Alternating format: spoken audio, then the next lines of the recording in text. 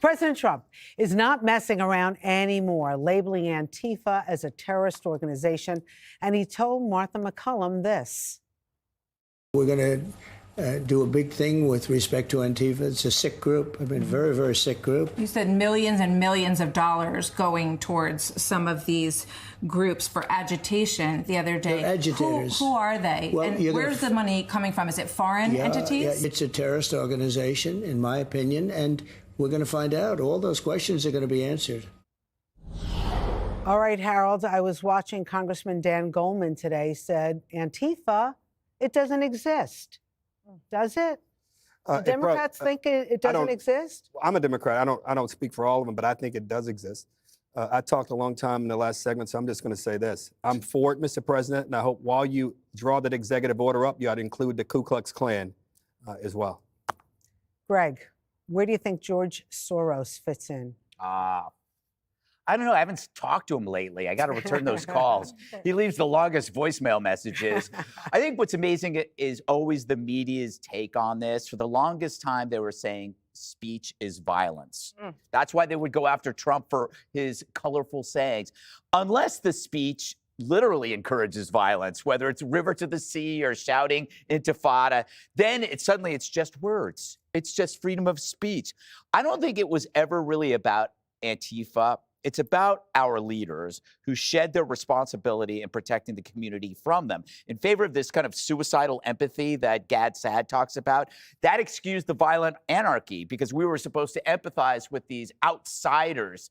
I put Antifa in the same bucket as BLM and trans, and I'll throw in the KKK, Harold, to make you happy, in which they demand us, Antifa, BLM, trans, KKK, they demanded us to submit to their brand of militant grievance.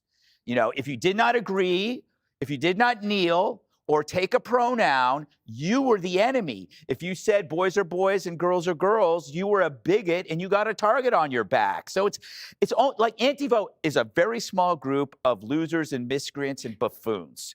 So it's about the leaders, and I'm going to say this, nearly all of them Democrats who chose to appease radicals over the safety of Americans because to them it was a virtue signal when it really was just suicide. Okay, Jesse. I mean, how do you think, I mean, like we've seen a lot of these protests, mostly peaceful, turn into violence at some point. But there was always, you saw like some kind of organizational group behind them. I mean, how difficult is it going to be to find out the source of this? Well, you're going to have to infiltrate Antifa, so you're going to have some sort of transgender FBI agent go undercover for a while. I don't know if they have that at the Bureau. It's a great movie. But they could try it.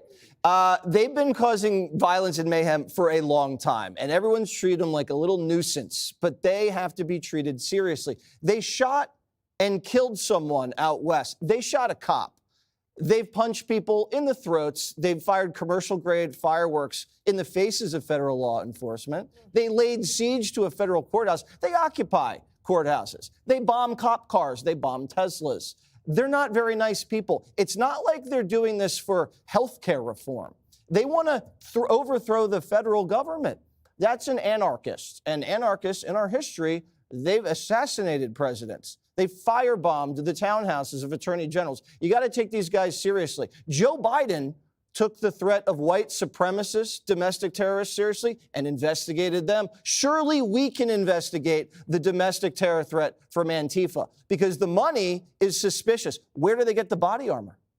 Why do they always have the best equipment and technology? Why do they look all tacked out constantly? And then when they get arrested, they have bail money and the best lawyers, so they never, ever face any charges. Who's paying the lawyers? That's what I want to know.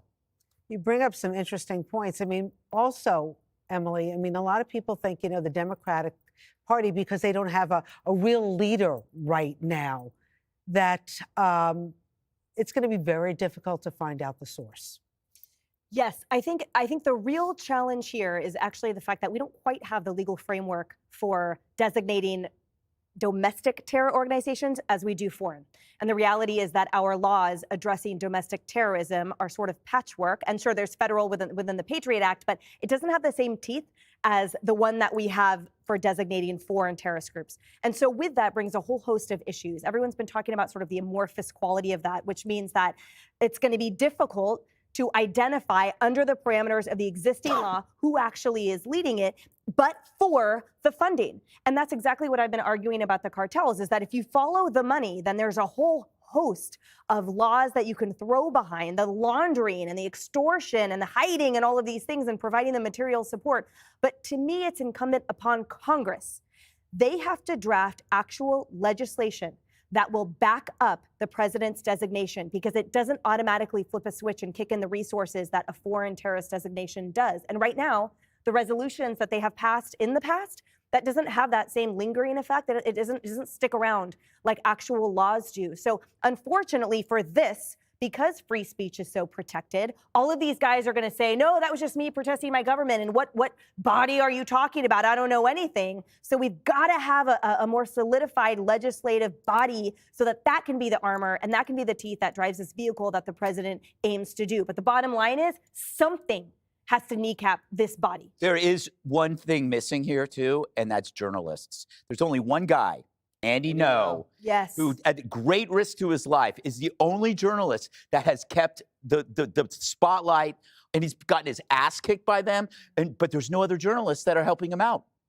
We should make this a part of the crime bill. Everything you said, Congress Yes, should pass a yes. crime bill and let this be part of it. And include the KKK.